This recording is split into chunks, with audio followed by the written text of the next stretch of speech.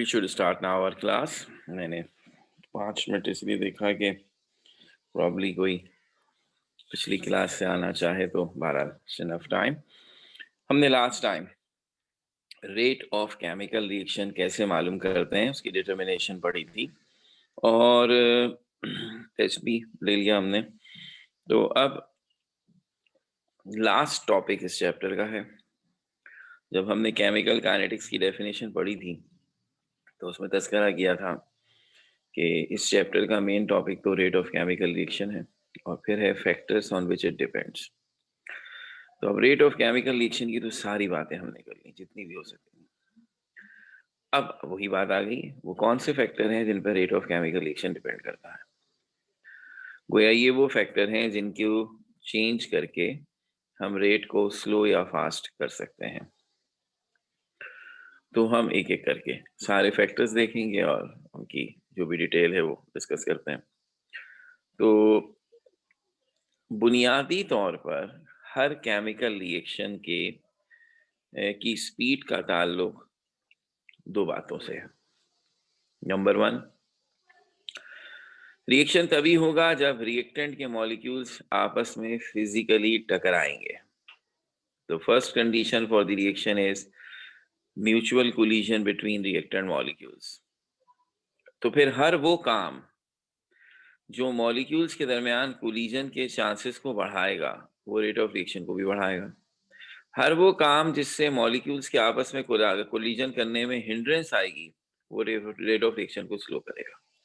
ये बुनियादी बात याद रखेंगे। अब हम जिन चीजों को डिस्कस करेंगे ना आपसे वो टोटल 6 हैं, लेकिन वो सारे 6 के 6 फैक्टर मुख्तलिफ अंदाज होंगे इस बात के कि किसी से मॉलिक्यूल्स के दरमियान कोलिजन के चांसेस बढ़ेंगे और किसी से मॉलिक्यूल्स के दरमियान कोलिजन के चांसेस कम होंगे। इस तरह रेट ऑफ रिएक्शन वेरी करेगा। ये पहली शर्त है, लेकिन ये पूरी बात नहीं हुई। दूसरी शर्त जिसका ताल्लुक हमने एक्टिवेशन एनर्जी में किया था कि मॉलिक्यूल्स कोलाइड करें तो ये इस बात की गारंटी नहीं है कि हर कोलिजन करने वाला रिएक्शन जरूर करेगा। नो। अब दूसरी शर्त ये है कि वो इस जोर से कोलाइड हों, इतनी स्पीड से टकराएं कि उनके बॉन्ड टूट जाए।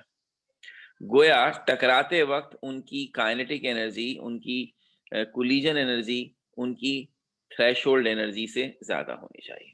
यानी उनके कोलिजन में इतना ज्यादा इम्पैक्ट होना चाहिए कि वो अपना बॉन्ड ब्रेक कर सकें। मिसाल के तौर पर दो मॉलिक्यूल्स रिएक्शन कर रहे हैं और वो आपस में टकराएं, मगर उनका कोलिजन इतना इम्पैक्ट क्रिएट ना कर सके कि उनका बॉन्ड ब्रेक हो, तो वो टकराएंगे और उसी तरह वापस चले जाएंगे। तो ये इनइफेक्टिव कोलिजन कहलाता है। हमने उस वक्त भी बताया था जब एक्टिवेशन एनर्जी पढ़ा रहे थे। तो अगर वो आपस में टकराएं इतनी ज्यादा एनर्जी के साथ, इतनी ज्यादा स्पीड के साथ कि उनका बॉन्ड ब्रेक हो जाए, तो ये इफेक्टिव कोलिजन कहलाता है। इस तरह पूरे रिएक्शन में दो शर्तें हैं। पहली शर्त तो वो टकराए भाई, और दूसरी इस तरह टकराएं कि अपना बॉन्ड ब्रेक करें, यानी इफेक्टिव कोलिजन करें। तो अब हर वो काम जो मॉलिक्यूल्स को ये एनर्जी प्रोवाइड करके उनके कोलिजन के इफेक्टिव होने का चांस बढ़ा देगा, वो भी रेट ऑफ रिएक्शन को तेज कर देगा। इसका मतलब है हम जो फैक्टर्स आपको अब बताने जा रहे हैं वो फैक्टर्स या तो इन दोनों बातों को सपोर्ट कर रहे होंगे या दोनों में से कम एक बात को तो जरूर कर रहे होंगे। यानी या तो उनकी वजह से मॉलिक्यूल्स के दरमियान कोलिजन के चांसेस बढ़ रहे होंगे या फिर उनकी एनर्जी बढ़ रही होगी या दोनों काम हो रहे होंगे। सब बातें हो सकती हैं। तो इस पॉइंट ऑफ व्यू को जहन में रखते हुए हम ये सारे फैक्टर्स को एक एक करके आपके सामने डिस्कस कर रहे हैं। So here we are, factors on which rate of chemical reaction depends.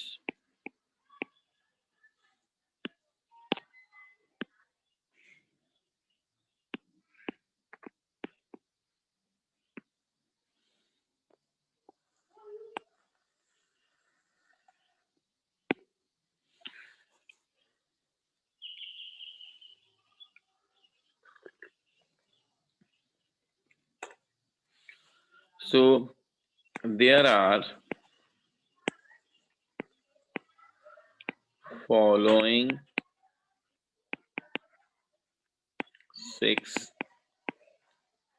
factors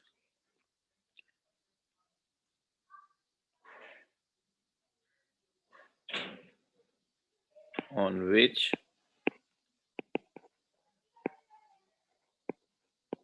rate of chemical reaction depends.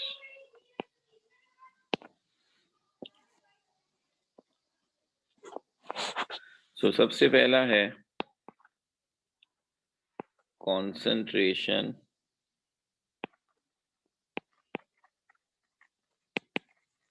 of reactants,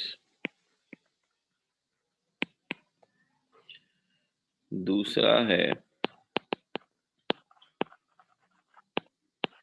nature of reactants,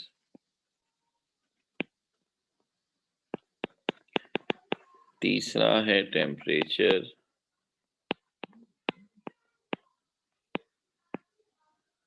चौथा है surface area,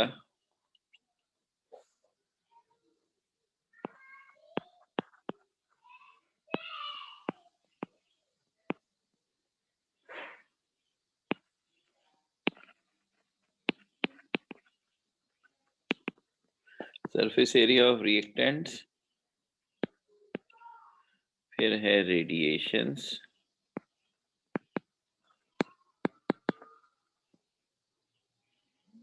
और आखिरी फैक्टर है presence of catalyst.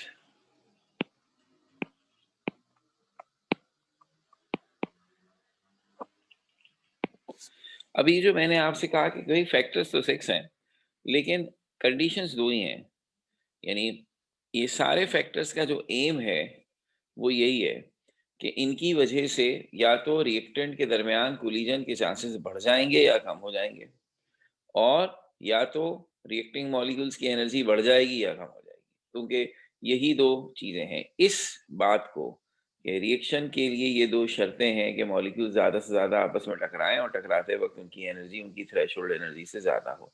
This is called collision theory. ये जो theory है जो rate of reaction को समझाने में हमारी हेल्प करती है इसको कहते हैं कोलिजन थ्योरी। तो कोलिजन थ्योरी ये बात कहती है कि मॉलिक्यूल्स तभी रिएक्शन करेंगे अगर वो ज्यादा से ज्यादा आपस में टकराएं, और सिर्फ टकराएं ना बल्कि टकराते वक्त इतनी तेजी से टकराएं, इतनी वेलोसिटी से टकराएं कि उनके बॉन्ड ब्रेक हो जाए।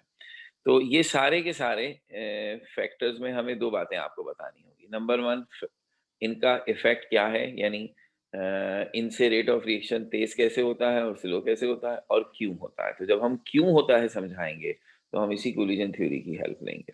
तो आइए देखते हैं, एक एक करके इन सब की बात करते हैं, लेकिन सबसे अहम बात हो सकता है आपको रियलाइज हुई हो, 6 में से 3 ऐसे हैं जो आप पढ़ चुके हैं, यानी ऑलरेडी इस चैप्टर में आप पढ़ चुके हैं। सिर्फ 3 नए हैं, आपको पता ही नहीं चला। बताओ, अभी देख लेते हैं। खास तौर पर ये पहला वाला तो शायद मेरा नहीं ख्याल कोई प्रॉब्लम हो। कंसंट्रेशन ऑफ रिएक्टेंट का रेट से क्या ताल्लुक है, इसी से तो चैप्टर शुरू किया था जब हमने आपको पढ़ाया था law of mass action. So law of mass action वो लॉ है जो आपको ये बताता है कि रेट ऑफ रिएक्शन का और कंसंट्रेशन ऑफ रिएक्टेंट्स का आपस में क्या ताल्लुक है, और हमने उसी ताल्लुक को स्टेटमेंट की सूरत में समझाने के बाद उसकी मैथमेटिकल फॉर्म बनाई थी, रेट एक्सप्रेशन। अगर हमें याद हो तो हमने रेट एक्सप्रेशन की डेफिनेशन ही ये लिखी थी कि it's a mathematical form which explain the relationship between rate of reaction and concentration of reactant. तो जो कुछ आपने वहाँ लॉ ऑफ मास एक्शन के टॉपिक में लिखा था वही कॉपी पेस्ट हम यहाँ कर देंगे। एक दो थोड़ी सी बातें चेंज लिख देंगे लेकिन वही पूरी कॉपी पेस्ट यहाँ कर देंगे। सो ये फैक्टर हम ऑलरेडी आपको बता चुके हैं, पढ़ा चुके हैं, इसकी तो बहुत तफसील से बात कर चुके हैं। तो ये यहाँ पर इस कॉन्ट्रास्ट कॉन्ट्रास्ट में दोबारा आ गई, तो आइए देख लेते हैं। Number 1,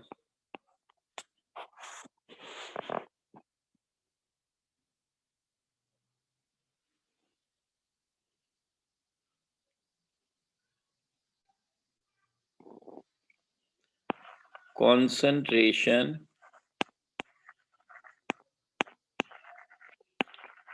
of reactants।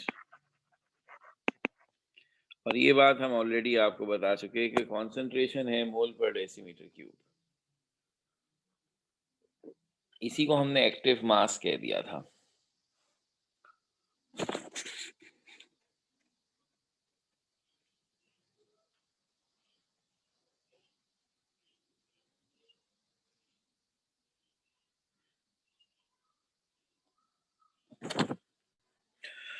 तो जब हम ख़ास तौर पे मैंने आपसे कहा था जब हम सॉल्यूशंस को कंसीडर करते हैं फॉर रिएक्शन, यानी रिएक्टेंट्स को किसी चीज़ में डिसॉल्व करते हैं अमूमन पानी में, तो फिर उनका अमाउंट बताया जाता है कॉन्सेंट्रेशन से, इस बात से कि कितना सैल्यूट कितने सॉल्यूशन में डिसॉल्व किया गया है। तो मोल्स पर डेसीमीटर क्यूब का मतलब है कि हम जिस भी रिएक्टेंट की कंसेंट्रेशन बता रहे हैं उसके मोल कितने वॉल्यूम में मौजूद हैं, सॉल्यूशन के कितने वॉल्यूम में मौजूद हैं। तो ये बात तय हो गई थी कि अगर ज़्यादा रिएक्टेंट 1 डेसीमीटर क्यूब वॉल्यूम में मौजूद होंगे, तो ज़्यादा अगर मौल्यूम मौजूद होंगे तो उनकी क्राउडिंग की वजह से उनके दरमियान कोलिजन के चांसेस ज़्यादा हो जाएंगे। तो सिंपल अल्फाज में लिखते हैं जो हम ऑलरेडी पहले भी लिख चुके हैं कि rate of reaction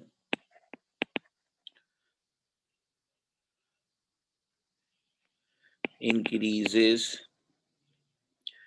with the increase in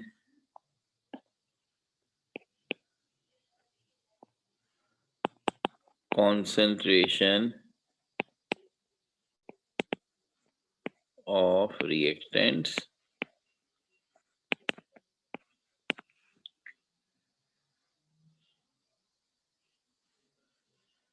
it can be explained in terms of law of mass action according to which rate at which any substance react is directly proportional to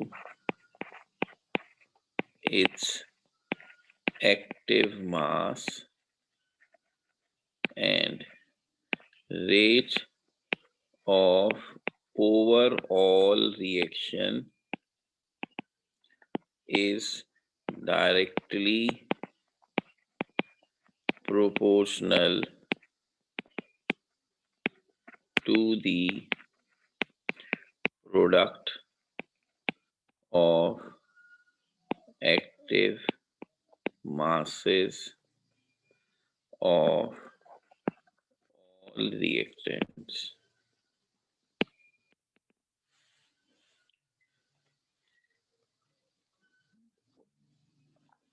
already आप ये पूरी statement law पढ़ चुके हैं in the initial part of the chapter.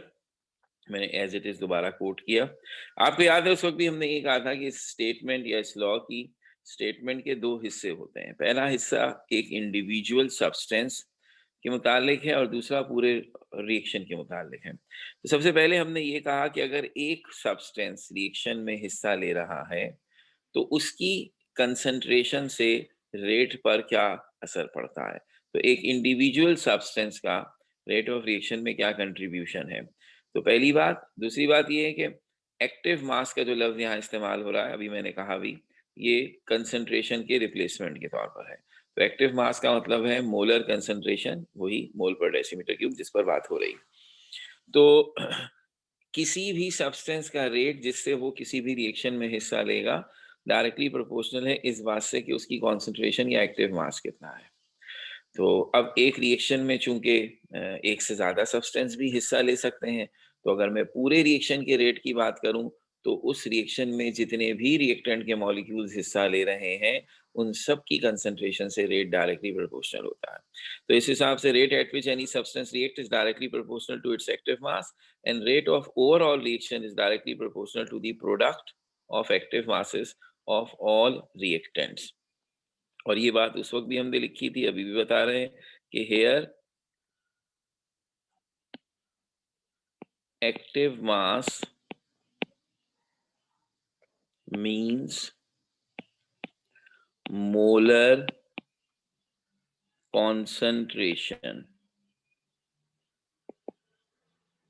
यानी कि mole per decimeter cube, and it is denoted by this bracket। जब भी लिखेंगे इस ब्रैकेट में लिखेंगे, ऑलरेडी इस्तेमाल कर चुके हैं। यहाँ ये बात भी मैं जहन में डाल दूं आपके, क्योंकि हम ये तो सब कुछ पढ़ चुके हैं कि इस लॉ में हमने ये बात कही है कि अंडर द नॉर्मल सर्कमस्टांसेस एक रिएक्शन में जितने भी रिएक्टेंट के मॉलिक्यूल्स इन्वॉल्व होते हैं, रेट उन सब से डायरेक्टली प्रोपोर्शनल होता है। और फिर जब हमने तफसीलात में गए थे तो ये बात ज़रूर हुई थी कि इन सम केसेस ऐसा हो सकता है कि एक चीज़ रिएक्शन में इन्वॉल्व हो लेकिन उससे रेट का कोई ताल्लुक ना हो, तब हमने ऑर्डर ऑफ रिएक्शन निकालने के लिए ये सब चीज़ें एक्सपेरिमेंटली वेरीफाई की थी, वो एक अलग बहस है। लेकिन फिलहाल लॉ के मुताबिक in general her reaction, her substance का रेट उससे, उसकी कंसंट्रेशन या एक्टिव मास से डायरेक्टली प्रोपोर्शनल है, और ये पूरे रिएक्शन का रेट उसमें हिस्सा लेने वाले तमाम रिएक्टेंट्स की कॉन्सेंट्रेशन या एक्टिव मासेस के प्रोडक्ट से डायरेक्टली प्रोपोर्शनल है। जिसका मतलब ये हुआ कि जितनी ज्यादा कॉन्सेंट्रेशन उतना ज्यादा रेट ऑफ रिएक्शन। और इसकी वजह वही है कि जब आप कॉन्सेंट्रेशन बढ़ाते हैं तो नंबर ऑफ मॉलिक्यूल्स रिएक्टेंट्स के बढ़ते हैं, और उनके बढ़ने से, उनकी क्राउडिंग से उनके दरमियान कोलिजन की फ्रीक्वेंसी बढ़ती है। जितना ज्यादा वो आपस में कोलाइड करेंगे उतना ज्यादा प्रोडक्ट बनने का चांस होता है।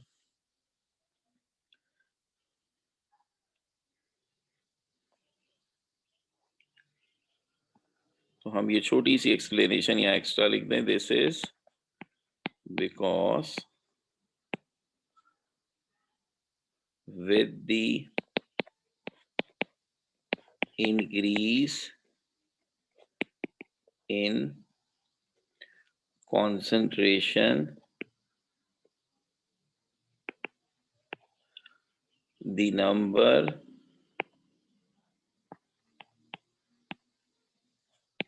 of reacting molecules in unit volume increases due to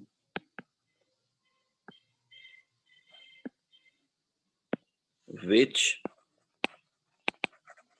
chances of their collisions increases, which increase the rate of formation of product. Consider the following reaction. X mole of A reacts with Y mole of B to form certain product. यानी अब ये छोटी सी बात बताने के बाद, बिल्कुल उसी तरह जैसे हमने पहले भी किया था, हम अब रेट एक्सप्रेशन इसलिए डिराइव करेंगे कि रेट एक्सप्रेशन वो मैथमेटिकल फॉर्म है जो बताती है कि what is the mathematical relation between the concentration of reactant and the rate of reaction. ये तो हमने डिस्क्राइब कर दिया, अब मैथमेटिकली उसका फॉर्मूला डिराइव कर देते हैं। According to law of mass action, rate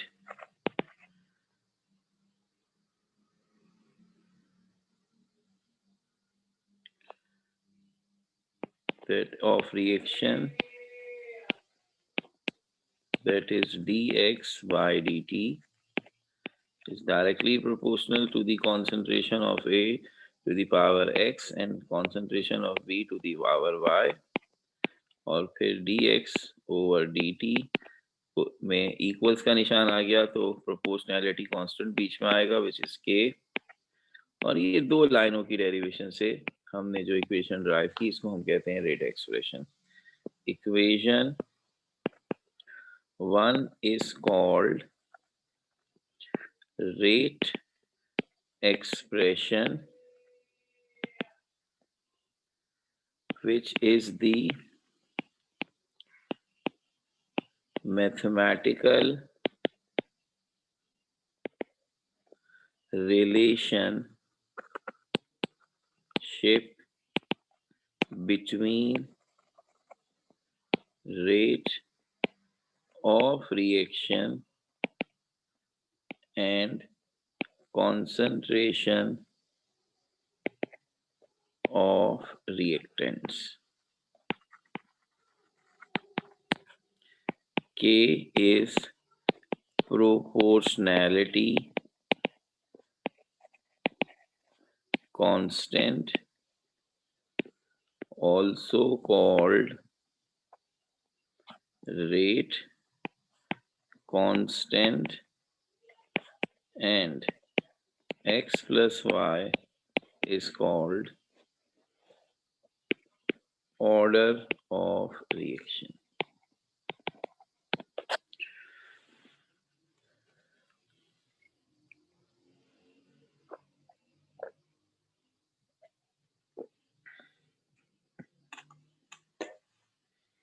तो ये सब कुछ हम इससे पहले इसी तरह लिख चुके हैं लॉ ऑफ मास एक्शन के हवाले से। ज्यादा हमने ये छोटा सा एक्सप्लेन करने के लिए 2-3 लाइनें जो बढ़ा दी कि this is because with the increase in concentration the number of reactive molecules in unit volume increases, due to which the chances of the collision increases and this increase the rate of formation of product। ये मैंने एक जरा इसलिए लिख दी कि थोड़ा सा sense बने कि हाँ देखें कंसंट्रेशन बढ़ाने से हो क्या रहा है, वही कोलिजन थ्योरी वाली बात बीच में आ गई। फिर ये डेरिवेशन एज इट इज इसी तरह से हम पहले कर चुके हैं और हमने बता दिया कि रेट एक्सप्रेशन असल में हमारा असल चीज है इस वक्त टॉपिक के लिहाज से कि ये कंसंट्रेशन और रेट का आपस में ताल्लुक बताता है कि रेट कांस्टेंट है और x plus y order of action, ये सब चीजें हम डिटेल के साथ पहले पढ़ चुके हैं, यहाँ सिर्फ उनका नाम बताने ही की जरूरत थी। तो ये पहला फैक्टर हो गया और ये पहले फैक्टर में कोई नई बात नहीं आई, जो कुछ पढ़ा हुआ था उसी को हमने रिपीट कर दिया है। ठीक हो गई बात। अच्छा, अब ये जो दूसरा फैक्टर है ये भी पढ़ा हुआ है। बोले ये तो कभी हमने नहीं पढ़ा। अब मैं ये आपको याद दिलाता हूँ ये कैसे नहीं पढ़ा।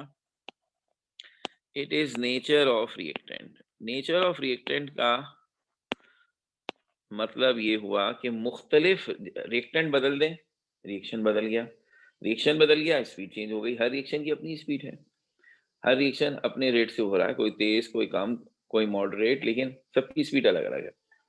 और क्यों अलग अलग है? इसलिए कि हर रिएक्शन में अलग अलग रिएक्टेंट होते हैं और हर रिएक्टेंट का बॉन्ड ब्रेक करने के लिए जो थ्रेशोल्ड एनर्जी देनी है वो डिफरेंट है, यानी जो एक्टिवेशन एनर्जी देनी है वो डिफरेंट है। तो जिनकी एक्टिवेशन एनर्जी ज्यादा है क्योंकि उनके बॉन्ड बहुत स्ट्रांग है वो स्लो रिएक्शन होते हैं, जिनकी एक्टिवेशन एनर्जी कम है क्योंकि उनके बॉन्ड फौरन टूट जाते हैं वो फास्ट हैं। ये सारी बात एक्टिवेशन एनर्जी में आपसे कर चुके। एक्टिवेशन एनर्जी किसी की ज्यादा है किसी की कम है, इसी वजह से उनकी रेट स्पीड भी चेंज है ना। तो एक्टिवेशन एनर्जी किस पे डिपेंड करती है? नेचर ऑफ रिएक्टेंट पर। हर रिएक्टेंट का बॉन्ड ब्रेक करने के लिए अलग एनर्जी चाहिए, इसलिए हर रिएक्शन अलग एक्टिवेशन एनर्जी डिमांड करता है। अब ये तो हमें याद है कि हमने आपसे कहा था कि रिएक्टेंट उस वक्त तक प्रोडक्ट में चेंज नहीं होते जब तक आप उन्हें उतनी एनर्जी ना दे दें जिससे उनका बॉन्ड ब्रेक हो, जिससे वो इफेक्टिव कोलिजन करें। अगर वो एनर्जी उनके पास नहीं होगी तो उनके मॉलिक्यूल आपस में टकराते रहेंगे और उनके टकराने से कुछ नहीं होगा क्योंकि वो इतने हल्के हल्के टकरा रहे होंगे कि बॉन्ड टूटेगा ही नहीं। तो जब तक हम उन्हें वो नेसेसरी एनर्जी नहीं देंगे जिसे हम एक्टिवेशन एनर्जी कहते हैं, जिससे उनके मॉलिक्यूल्स इतने जोरदार इम्पैक्ट से टकराएंगे कि उनके बॉन्ड ब्रेक हो जाएं और वो प्रोडक्ट बनाएं, उस वक्त तक रिएक्शन नहीं होगा। तो अब नेचर ऑफ रिएक्टेंट में हम सीधी सीधी बात कह रहे हैं कि सब कुछ एक्टिवेशन एनर्जी पे डिपेंड कर रहा है। जिस किस्म का रिएक्टेंट होगा उसी किस्म का उसे एक्टिवेशन एनर्जी चाहिए होगी और उसी हिसाब से उसके रिएक्शन की स्पीड होगी। तो अब हम यहाँ लिखेंगे the nature of the nature of the reactant also affects the rate of reaction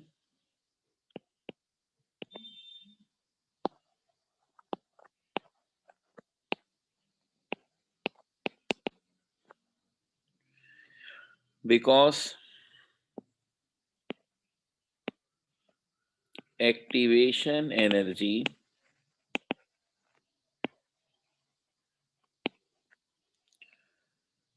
For effective collision,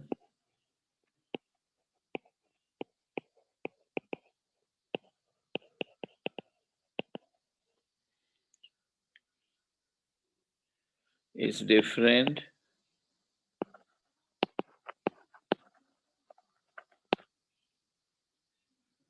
for different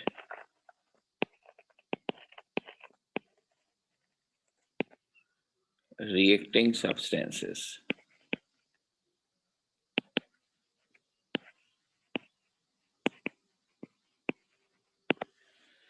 तो नेचर ऑफ रिएक्टेंट भी हमारे रेट ऑफ रिएक्शन पर असरअंदाज होता है। कैसे? क्योंकि मुख्तलिफ रिएक्टेंट्स के लिए मुख्तलिफ एक्टिवेशन एनर्जी चाहिए ताकि वो इफेक्टिव कोलिजन कर सकें। और ये बात हम ऑलरेडी पढ़ चुके हैं, जिनकी एक्टिवेशन एनर्जी जिन्हें ज़्यादा चाहिए होती है वो स्लो होते हैं और जिन्हें कम चाहिए होती है वो फास्ट होते हैं। और यही बात हम यहाँ एग्जाम्पल के जरिए आपको समझाते हैं। Consider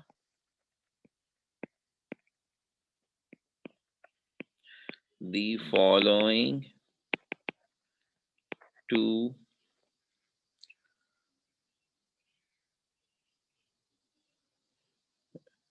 reactions in which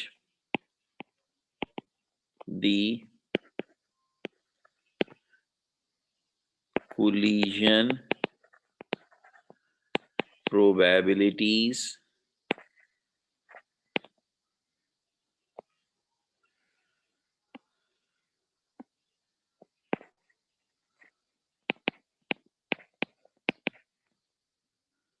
are same. Even then,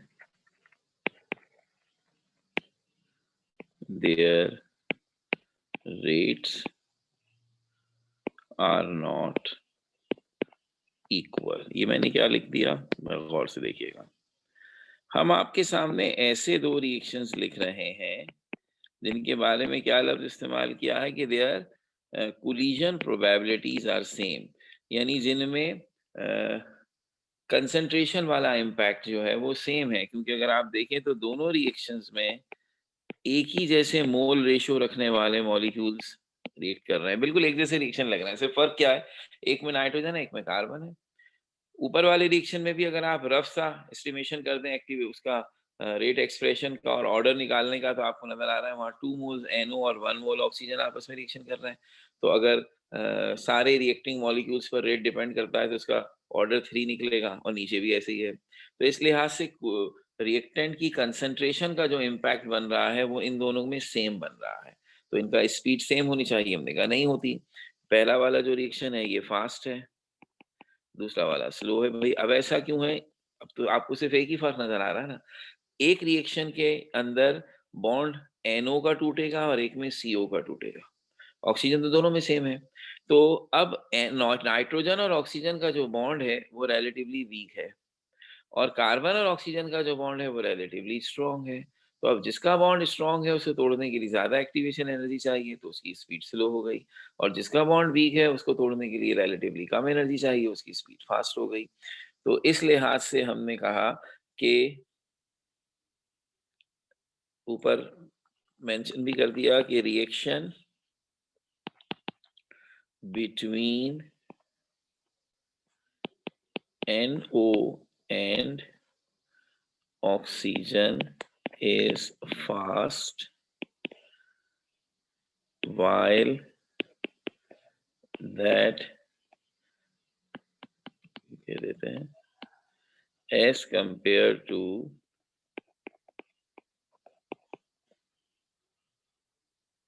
CO and O2, which is slow.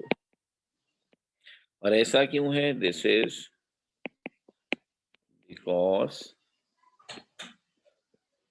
Activation energy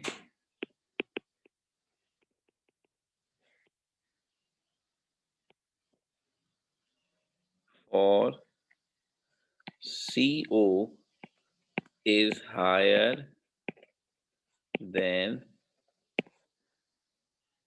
NO।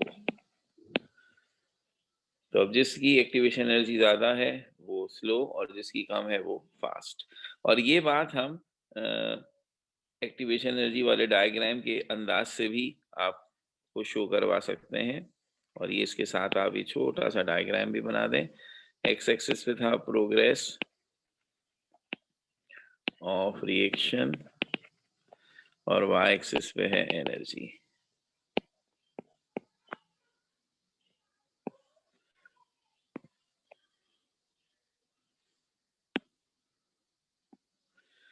तो ये रफ सा डायग्राम है, तो हम इसमें ये शो कर रहे हैं कि रिएक्टेंट और प्रोडक्ट फिक्स कर रहे हैं, और सिर्फ ये दिखाना चाहते हैं कि एक की एक्टिवेशन एनर्जी ज्यादा है और एक की कम है।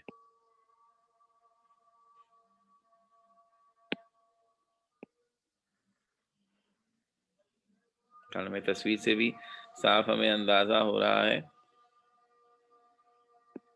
ये जो ब्लू से हमने शो किया है, this is for low activation energy, और ये किसकी होगी? ये जाहिर सी बात है उस रिएक्शन की होगी जो फास्ट है, दैट इज फॉर NO। और जो रेड से शो की गई है, this is high activation energy,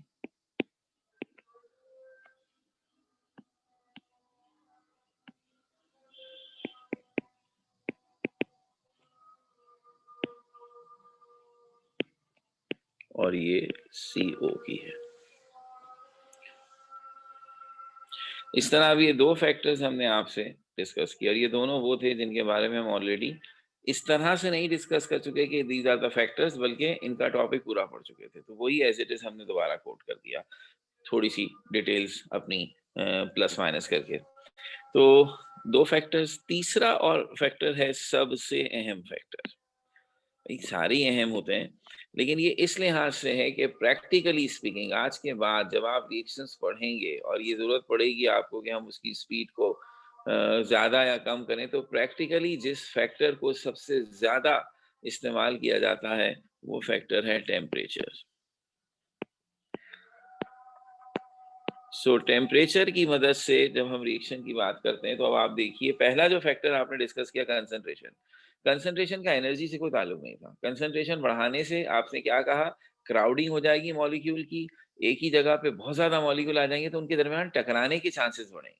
energy कम या ज्यादा नहीं होगी, टकराने के चांसेस बढ़ेंगे। और टकराने के चांसेस बढ़ेंगे तो भी इस बात की उम्मीद है कि रेट ऑफ रिएक्शन तेज हो जाए। अच्छा, और दूसरा जो फैक्टर आपने किया वो एक्टिवेशन एनर्जी, उसका ताल्लुक सिर्फ एनर्जी से था, उसका टकराने वकराने से कोई ताल्लुक नहीं था। एक्टिवेशन एनर्जी जिन रिएक्शंस की कम है, चूंकि उनको कम एनर्जी की जरूरत है इसलिए वो तेज हो जाते हैं। तो एक सिर्फ एनर्जी वाले फैक्टर पे है, एक सिर्फ कोलिजन वाले फैक्टर पे है। टेम्परेचर की खास बात यह है कि टेम्परेचर बढ़ाने से या कम करने से दोनों फैक्टर्स पर असर पड़ता है, यानी कोलिजन फ्रीक्वेंसी पे भी और एनर्जी पे भी। इसलिए टेम्परेचर वाला फैक्टर सबसे ज्यादा, प्रैक्टिकली सबसे ज्यादा इंपॉर्टेंट है। तो अब इसकी तफसीलात आपके साथ शेयर की जाएंगी, ये हमारा टॉपिक होगा इंशाल्लाह ताला। यहाँ से इसको कंटिन्यू करेंगे, जो कुछ हमने आज पढ़ा है उसको की स्लाइड्स हम आपसे शेयर कर लेंगे। Thank you very much.